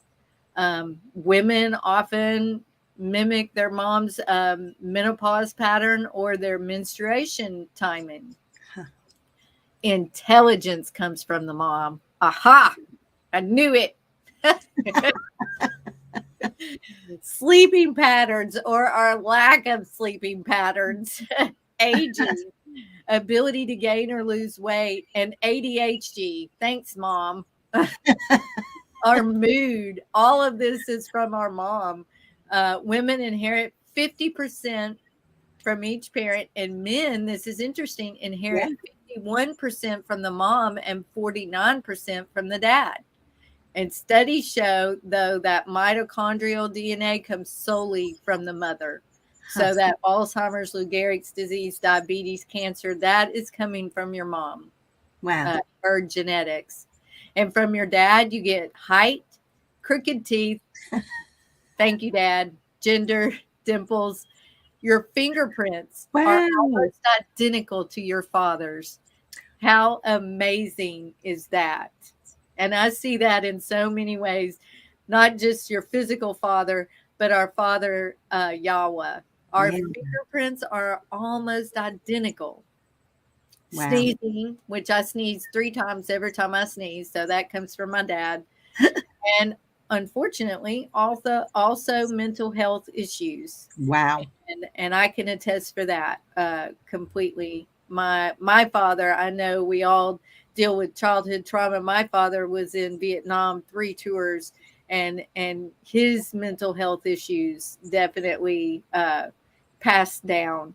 And praise Yah, he has come into my life and helped me cope and deal with that, as well as other wonderful people that I had in the way of counselors and friends and family that were able to help me understand Yah loves me and he created me for a purpose. Wow. But that was what I had. I know it was a lot. It a lot. was, but wow, that was amazingly. I mean, so much information there. Just even understanding like what's coming from the mom side and the dad side. Of course, me and probably every person watching this is thinking about that. With what we Yeah, know about our parents, because I certainly was. That's fascinating. Wow, right. there's just so much to all of it, and I'm so glad that you ended with the DNA, because it wasn't until this morning that Yah reminded me of something that I had concerning just a little touch on genetic memory, as we consider the tribes. So, and it was funny because I don't always print stuff up. Usually I'll just kind of save websites and stuff, but every once in a while, Yah will tell me, you need to print this out and save it. So luckily, because you can't get to this website, it won't even open up anymore. And the one time I was able to get it to open up like 6 months ago or so, the documents were different. The ones from what I had, the information wasn't really there anymore. And I was trying to open it today and I couldn't get anything to open up. Google had totally blocked it. So I think Scrubbed it that's probably. interesting. Yeah, something. But I had printed it out. And so I was going to share a little bit about it. This was from the yhvh.org site and their work on genetic memory. This is only a part one thing that they had done. So it says, how is, and I'm going to read it the way they have it. They have it. They use a lot of the NIV. They use, the Lord and Jesus and Christians, because this is where they're at. But I kind of like to just honor people for where they're at and what they wrote, Their work. Yeah. Right. This is their work. So here's how it is. How is the Lord calling Ephraim to come back home? Isaiah 27:12-13 says, in that day the Lord will thresh from the flowing Euphrates to the wadi of Egypt, and you, O Israelites, will be gathered up one by one. And in that day a great trumpet will sound. Those who were perishing in Assyria and those who were exiled in Egypt will come and worship the Lord on the holy mountain in Jerusalem. The Lord in the Bible gives us two witnesses in the physical realm that genetic memory may play a role on how he will accomplish this task of gathering the Israelites, the house of Ephraim, or the 10 northern tribes, or house of Israel in the end times. The first witness is in John 10:16, and it says, and other sheep I have which are of this fold. Them also I must bring. They will hear my voice, and there will be one flock and one shepherd. The sheep of the other fold are not the Jews that he is talking to at that time. The other fold are the scattered house of Ephraim in the nations all over the world, that one day will hear his voice and become Christians, as the Bible calls them in Acts 11:26. And the disciples were first called Christians in Antioch. Now, if the Christians or house of Ephraim are not there in Haaretz at the time that Yeshua came in the flesh, how are they going to know his voice if they never heard it before? In the physical world, Yeshua's voice is the word of God, the Bible, and Yeshua asked all of us to take the Bible to the entire world in Mark 16:15 and 16. And that says, and he said to them, go into all the world and preach the gospel to every creature. He who believes and is baptized will be saved, but he who does not believe will be condemned. All these scattered sheep of Ephraim, or future Christians, must have heard the voice of Yeshua, the word of God, sometime in the past, to be able to recognize it and follow our pastor. John 10:5 says, but they will never follow a stranger. In fact, they will run away from him because they do not recognize a stranger's voice. Then in John 10:27, my sheep hear my voice, and I know them, and they follow me. Our ancestors, the Israelites, were called by Yahweh to hear his physical voice in Horeb 3,600 years ago. That was the time when Yahweh gives us the written word, the first 5 books of the Bible. Okay. Deuteronomy 5:1-6. And Moses called all Israel and said to them, hear, O Israel, the statutes and judgments which I speak in your hearing today, that you may learn them and be careful to observe them. The Lord our God made a covenant with us in Horeb. The Lord did not make this covenant with our fathers, but with us, those who are here today, all of us who are alive. The Lord talked with you face to face on the mountain from the midst of the fire. I stood between the Lord and you at that time to declare to you the word of the Lord, for you were afraid because of the fire, and you did not go up to the mountain, he said. I am the Lord your God who brought you out of the land of Egypt, out of the house of bondage. Is it possible that the word of yahuah was imprinted in our DNA, in our genes at that time, and were passed down from generation to generation? Very interesting, right? Yeah. Fear makes a memory to be recorded faster and to last longer in our brains. The thunder, smoking, and lightning was a pretty scary scene for the Israelites, to the point that they asked Moses to be the intermediary between them and yahuah so they will not die. Moses told our ancestors not to fear that yahuah would want to hurt us, but to have the proper fear of reverence and awe for who he is and what he does, to help us remember and not sin. We see this in Exodus 20:20.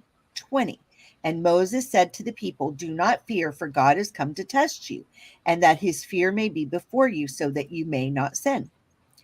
Could it be that we recognize the voice of Yeshua when we hear others preach the word of yahuah, because we carry a memory of the Bible in our genes from our ancestors that were in Horeb? Wow, that's a really interesting question, isn't it? It is. Right. Okay, so they go on. In the second witness in the Bible, where yahuah may have recorded in our genes his words, in this case, the law, also is the first 5 books of the Bible. They're just trying to explain what the law is, right? Here we go. It's in Romans 2:14-16, and it says, for when Gentiles who do not have the law by nature do the things in the law, these, although not having the law, are a law to themselves, who show the work of the law written in their hearts, their conscience also bearing witness, and between themselves their thoughts, accusing or else excusing them in the day when God will judge the secrets of men by Jesus Christ, according to my gospel. In the physical world, the Lord tells us that he has written the law, which is his word, in the heart of all people that do not have access to the Bible to read it or know it. Paul tells us that it is written in the heart because it is in the heart that we feel. If we are happy, excited, or sad, our brain secretes cortisol and stimulates the adrenal glands in the kidneys to secrete non-epinephrine. Epinephrine, yes.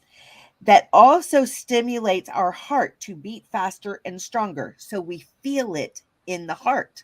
Mm-hmm. Amazing. But we now know that for information to be transmitted from one generation to the next, it has to go through DNA, the genes.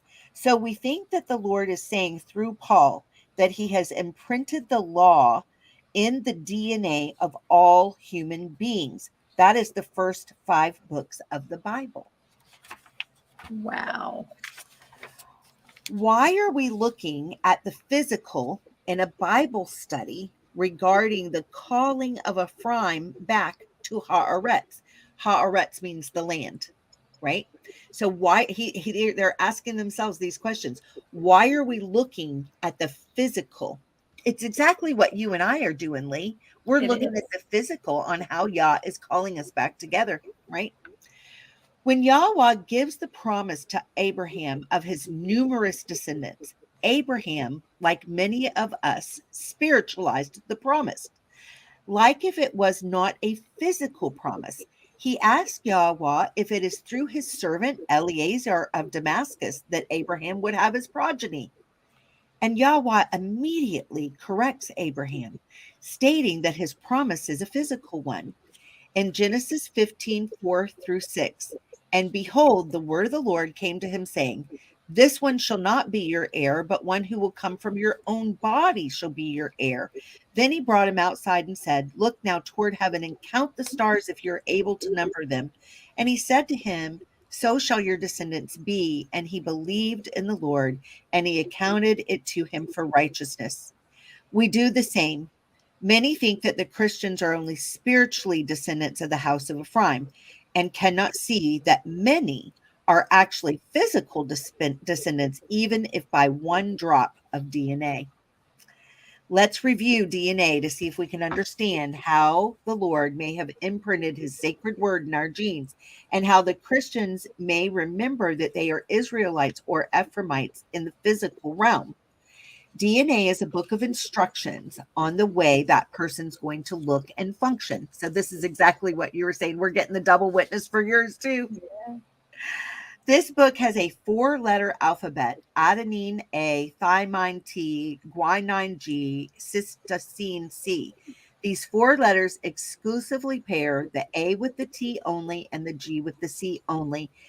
In this way, they form base pairs, and depending on their sequence, they spell the words in the genes to instruct the cells on how to make a human being, as well as to dictate all of its functions.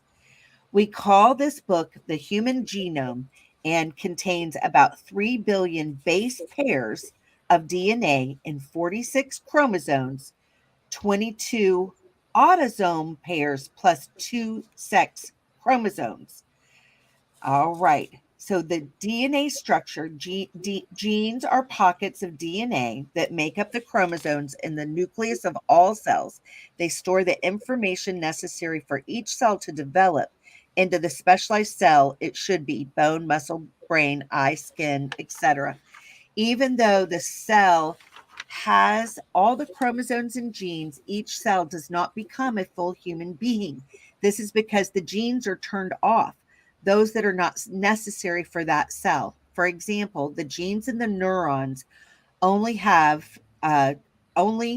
turn on the genes necessary to make a neuron.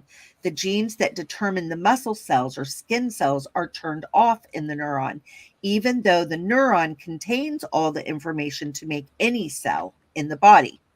In the year 2003, Dr. Francis Collins, an evangelical Christian, and his team told the world that the human genome had been completely decoded. In other words, all the sequence of the letters in DNA of the 46 human chromosomes had been determined, and now we can read the book of our DNA.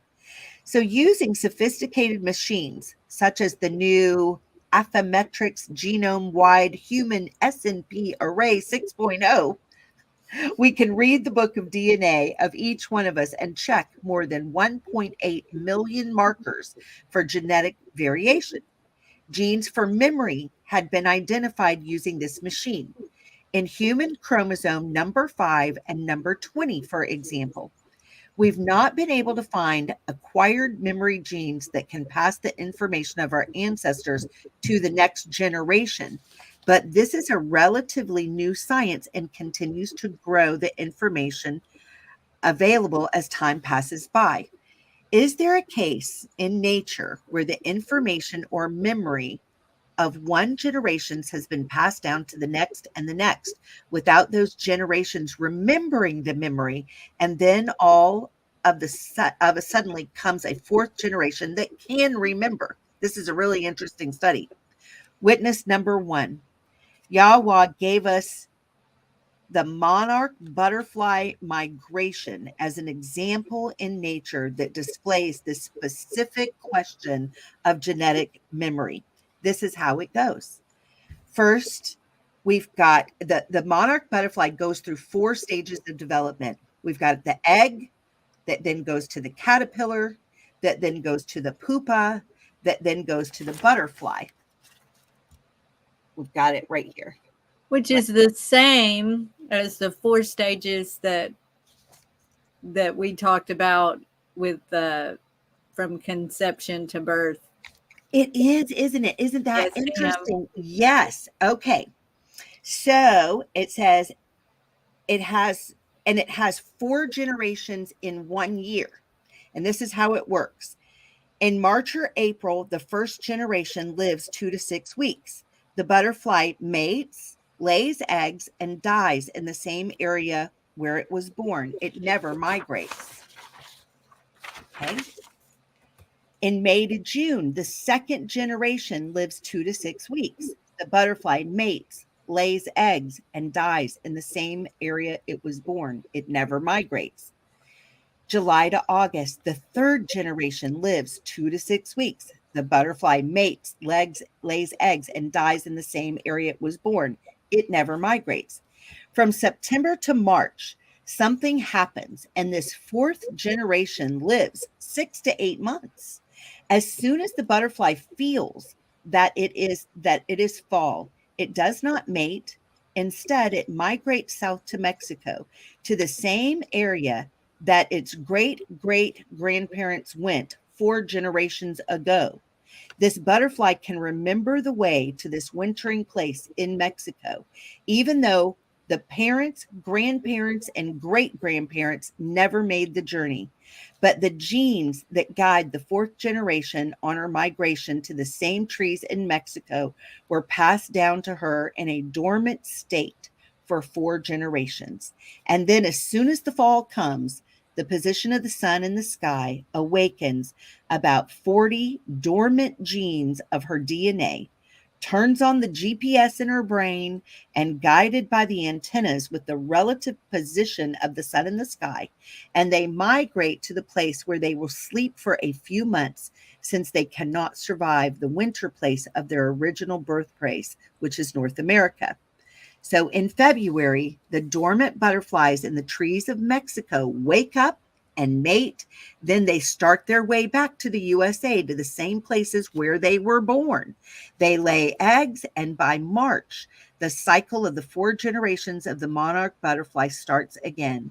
The first time that we heard of the monarch butterfly was in North Carolina at the Alta Pass apple orchard in the Blue Ridge Mountains. They have a monarch conservation project with the typical milkweed plants necessary for the butterfly's larvae to thrive on. They tagged the 4th generation butterflies and recovered them in Mexico. Everyone is welcome, and as we pick apples, we can hear the amazing information about the genetic memory depicted in the migration of the monarch butterfly. Monarchs west of the Rocky Mountains travel to small groves of trees along the California coast. These east of the Rocky Mountains fly farther south to the forest and high mountains of Mexico. The monarch's migration is driven by seasonal changes. Day length and temperature changes influence the movement of the monarch. In all the world, no butterflies migrate like the monarchs of North America. They travel much farther than all other tropical butterflies, up to 3,000 miles. They are the only butterflies to make such a long 2-way migration every year. Amazingly, they fly in masses to the same winter roost, often to the exact same trees. However, unlike birds and whales, individuals only make the round trip once. It is their children's grandchildren that return south the following fall. Really interesting stuff there. Amazing. Yeah, with the butterfly. They give another example. Is there a second witness? Because we know we love those second witnesses, don't we?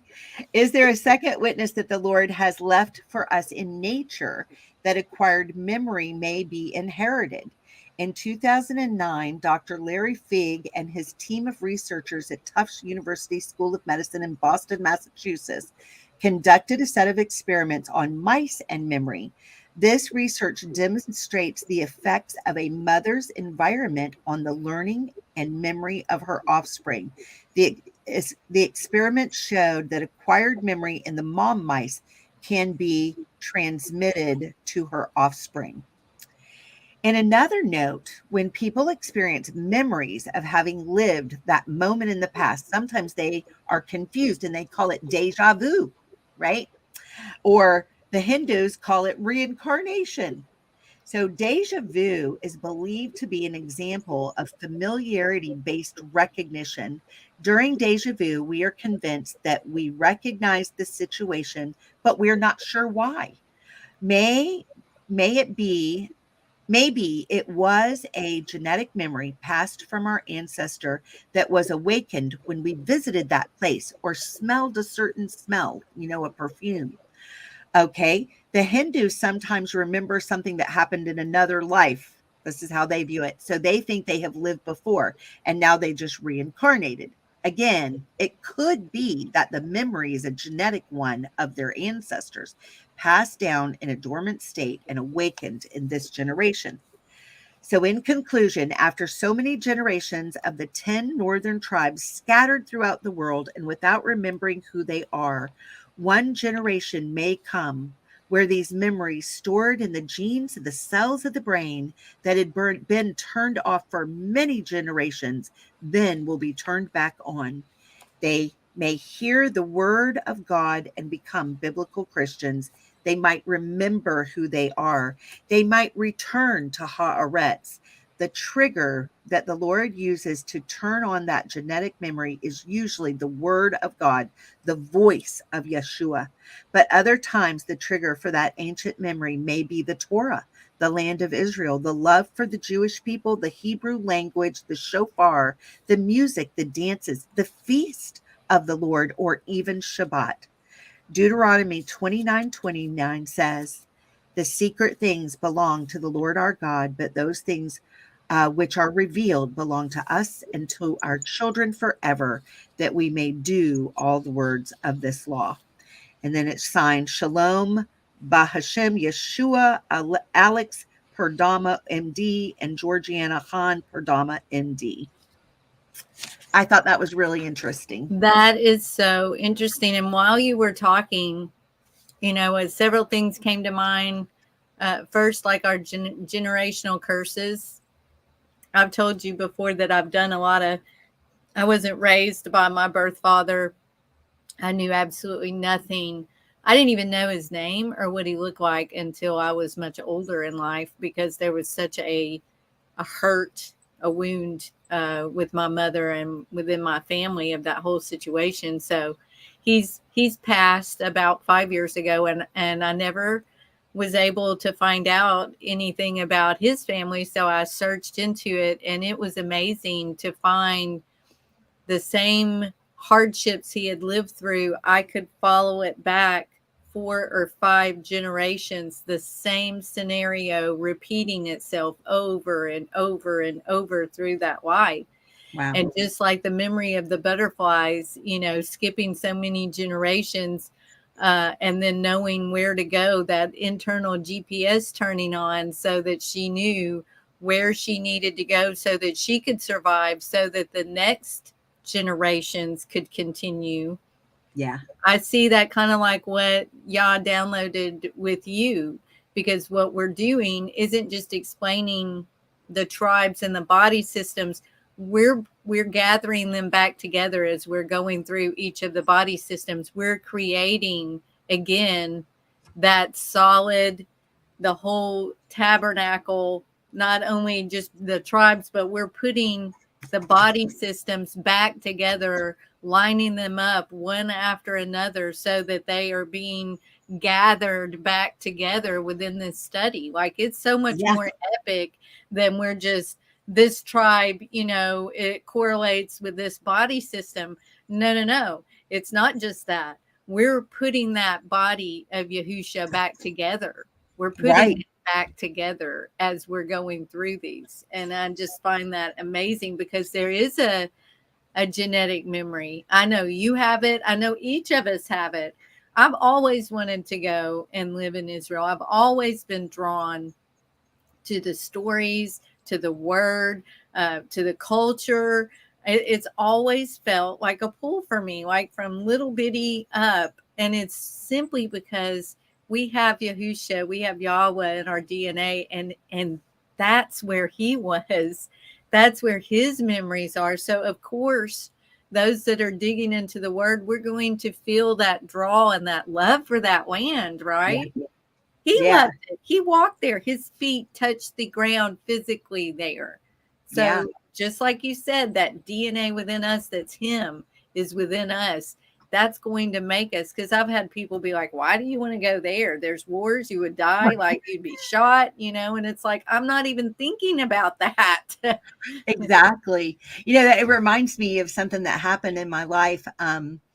It was in 2003.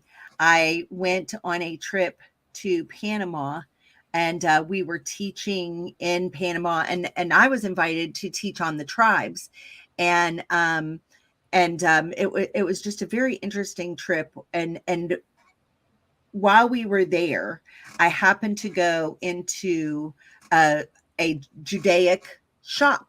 You know, you could just get all kinds of good bargains on things. And I was there and I was shopping around, and I went to go purchase a Havdalah set. And the woman who owned the shop, she said, "You're not Jewish, are you?" And I said, "No, not that I know of," you know. And she said, "Why do you want this stuff? Why would you be here? Why would you be interested in this?" And I said, "I don't even begin to know how to explain it." I said, "There's something in my heart." I said, I question myself and I wonder, was I just born with a Jewish heart? I didn't have the whole understanding of who I was yet as part of all of Israel, Israel, yeah. of part of all the tribes coming back together. I just didn't have that understanding at that point, but I was trying to have an honest conversation with their shopkeeper. I said, "There's just something in me that loves the Torah and everything it stands for and everything Yah stands for throughout time." And she was like, Good that was like a good enough answer, right? Yeah. So I didn't want to close today without giving some balance to what I read. Okay. And for me, the balance in it comes out of the book of Ephesians. And I know we've gone on a little long, but I think this is important because I don't want anybody underneath a cloud of condemnation. If you're wondering, oh, do I have a drop of, the original bloodline of Abraham, right? Everything's got to be balanced out. So I think that Ephesians 3 answers a lot of questions for us because it's very interesting with the genetic memory, but understand our faith is by belief. So I'm just going to read through this quickly and then we'll close. So I'm in Ephesians 3. I'm reading out of my Sefer, and this is what it says.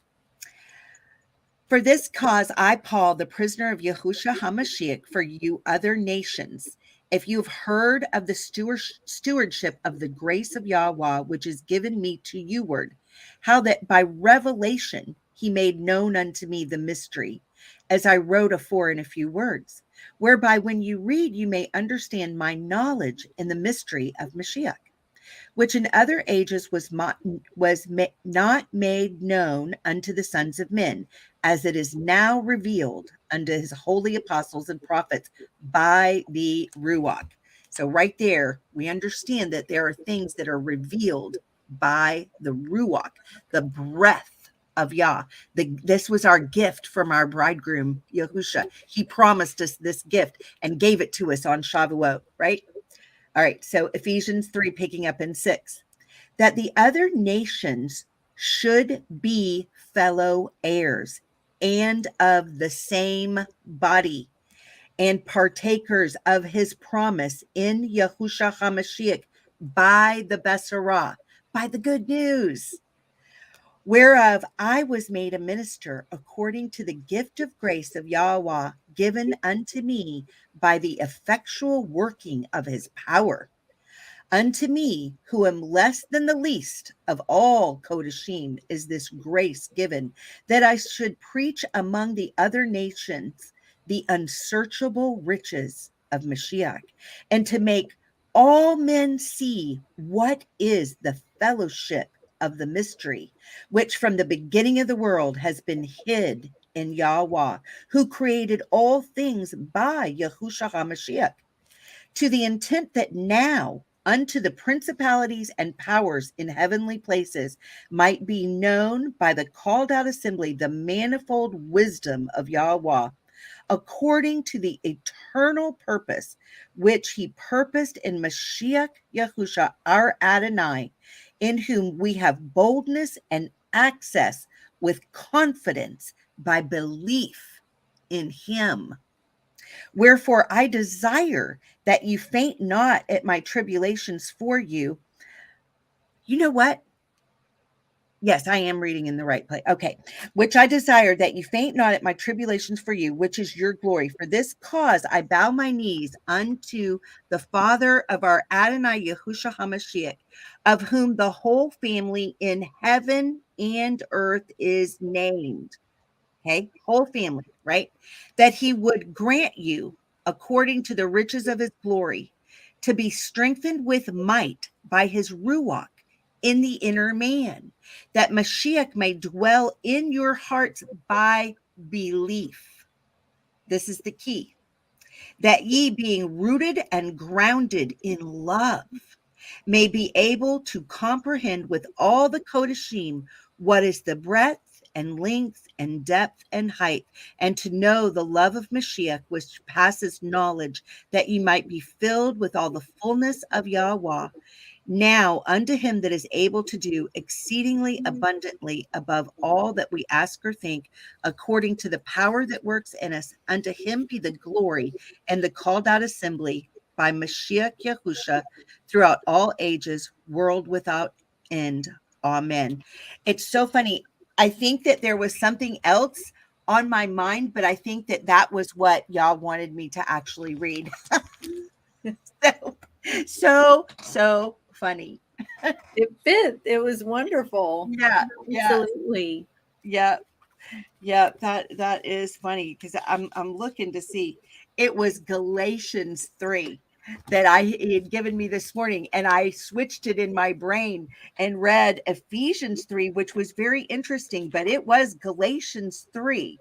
I don't know why my brain had that hiccup, and I hope you guys will bear with me for just another minute because this was really important. Okay. So I'm glad I read that one, but I also think this is really important. So here it is. Galatians 3. O foolish Galatian, Galatim, who has bewitched you that you should not obey the truth, before whose eyes Yahusha HaMashiach has been evidently set forth, crucified among you. This only would I teach to you. Did you receive the Ruach by works of the Torah or by hearing of the belief? Are you so foolish, having begun in the Ruach? Are you now made perfect by the flesh? Have you suffered so many things in vain?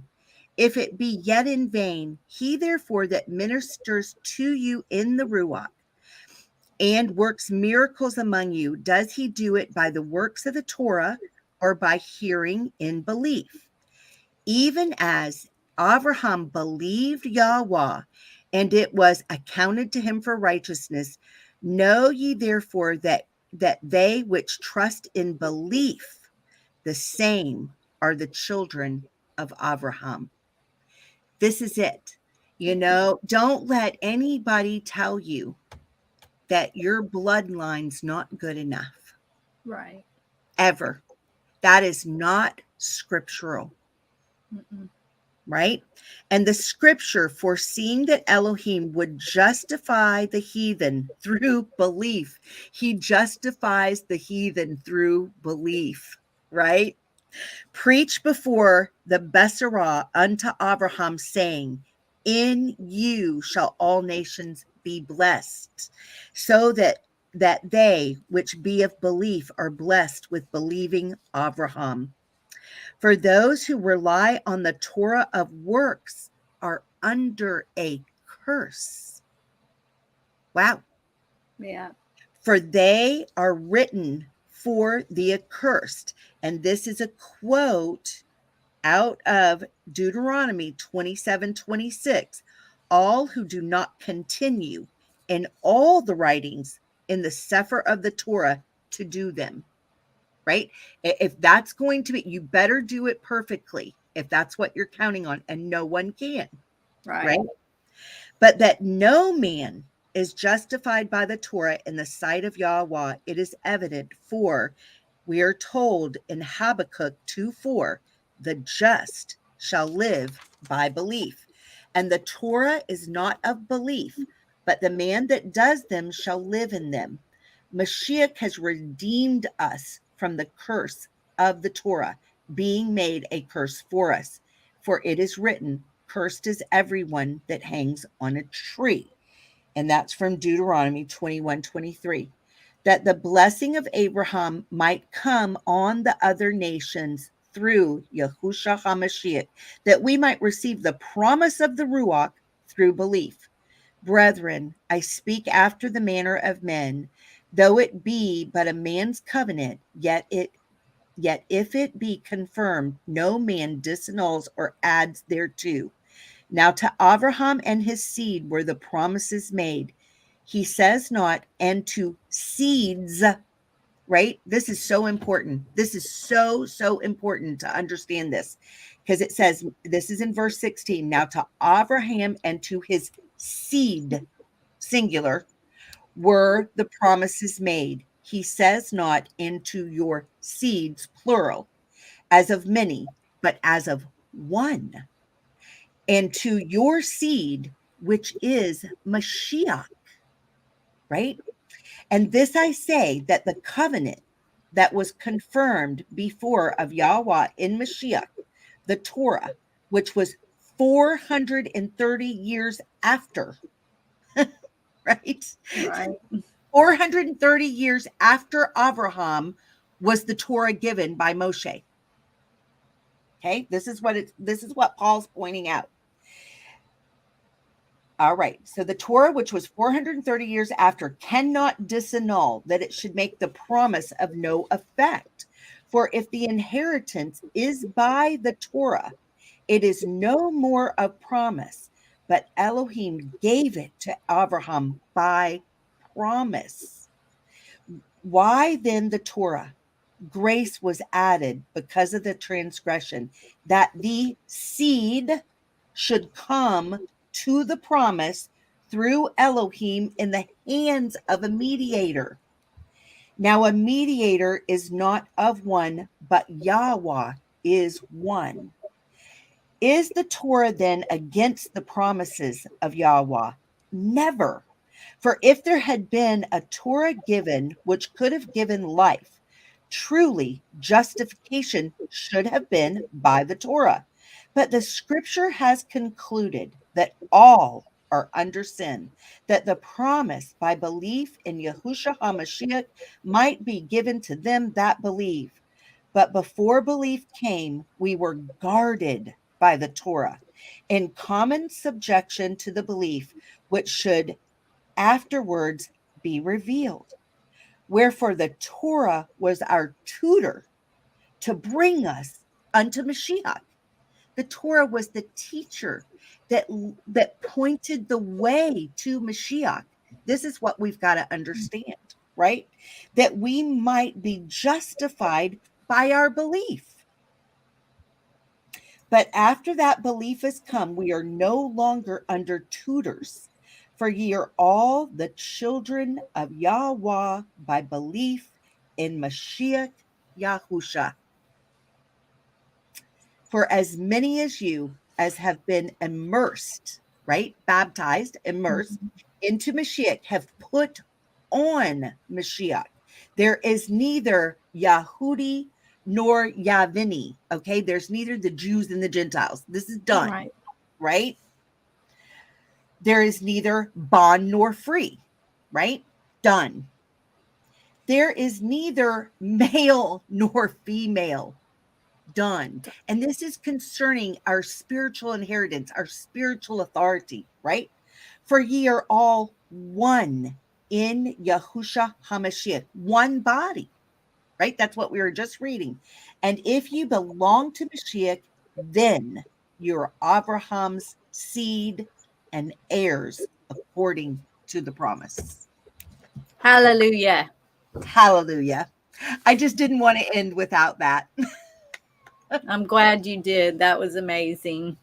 Mm-hmm. All right. Well, gosh, we've gone on for over 2 hours. This has been so much fun. And I know, Lee, you've got another show to do. So I had better let you go. What are you and James bringing to us? Well, I hope everyone remembers we're pushing back an hour. So we won't be starting until 5 Eastern today instead of 4. So it'll be at 5 Eastern. And we are going to be discussing, going in line from last week, the love of many shall wax cold cold. This week, we're covering Armor Up, Buttercup. I love it. Not seeming ugly at all. It's just a call to arms. It's a time to armor up, and it's going to be a great presentation we've worked on all week. I prayed and dug in and found 8 signs that you could be under spiritual attack, and it's just from my own research and my own personal experience that I kind of put this list together, and then we're going to go through the armor of Yah and how to apply that and how to apply that every single day. So I'm hoping everyone, yes, Ren likes it. Armor Up, Buttercup.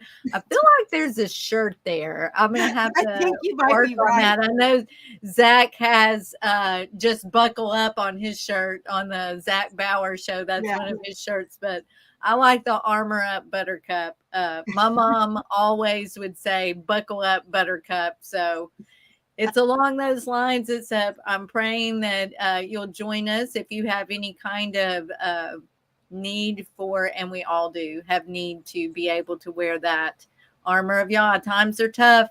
We're all under attack, every single one of us. And it's not against man always. It's against the principalities and the evil in high places. So I pray you guys join me. And then in the morning, I will have mercy poured forth. And quite honestly, Yah and I are still discussing what I will be discussing.